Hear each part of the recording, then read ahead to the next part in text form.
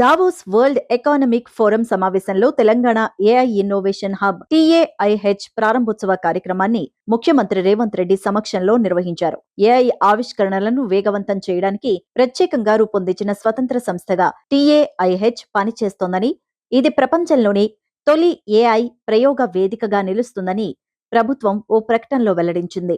4 వ్యూహాత్మక స్తంభాలైన talent foundry, innovation engine, capital flywheel, impact labs పై పనిచేస్తుందన్నారు.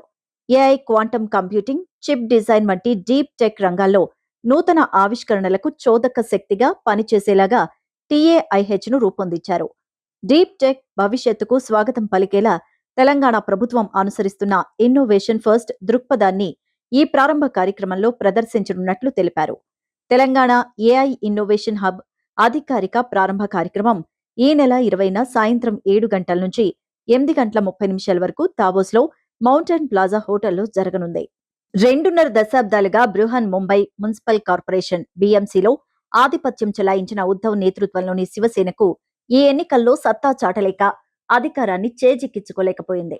25 ఏళ్ల తర్వాత ఉమ్మడి శివసేన ఆధిపత్యానికి అధికారంలో ఉన్న బీజేపీ గండి కొట్టింది.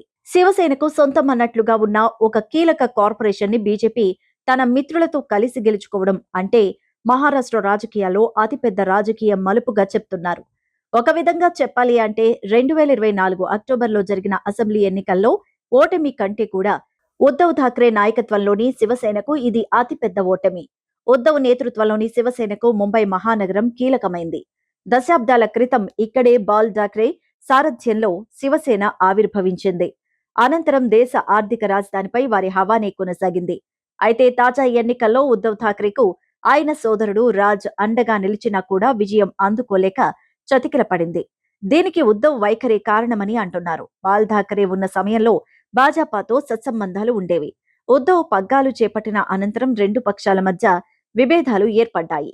తమకే మహారాష్ట్ర సీఎం పదవి కావాలంటూ కోరడం, అందుకు కమలనాథులు అంగీకరించకపోవడంతో కూటమి విచ్ఛిన్నమైంది. తర్వాత శివసేనలో చీలికలొచ్చాయి. నేడు ముంబై కార్పొరేషన్ పై తన ఆధిపత్యాన్ని ఠాక్రే సోదరులు వదులుకోవాల్సి వచ్చింది. నక్షత్రం ప్రొడక్షన్ బ్యానర్ పై ప్రముఖ రచయిత వేణు నక్షత్రం దర్శకత్వంలో తెరకెక్కుతున్న తాజా చిత్రం ఆటాడిన పాట. ఈ సినిమాకు సంబంధించిన టైటిల్ లాంచ్ కార్యక్రమం అమెరికాలోని వర్జీనియా రాష్ట్రం స్టెర్లింగ్ సిటీలో ఘనంగా జరిగింది.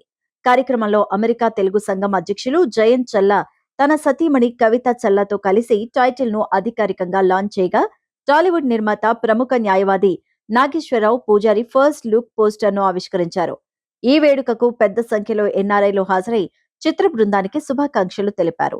సినిమాకు సంబంధించిన పూర్తి వివరాలను త్వరలోనే వెల్లడిస్తామని దర్శకులు వేణు నక్షత్రం ఈ సందర్భంగా తెలిపారు. చిత్ర నిర్మాత అవంతిక నక్షత్రం మాట్లాడుతూ, సోషియో ఫ్యాంటసీ జానర్ లో షూటింగ్ పూర్తి అయి సీజీ వర్క్ చివరి ఘట్టం జరుగుతోందన్నారు. ప్రధాన పాత్రలో నటించిన అభినవ్ గోమఠం గారికి, స్వాతి శర్మ గారికి ప్రత్యేకించి ధన్యవాదాలు తెలిపారు.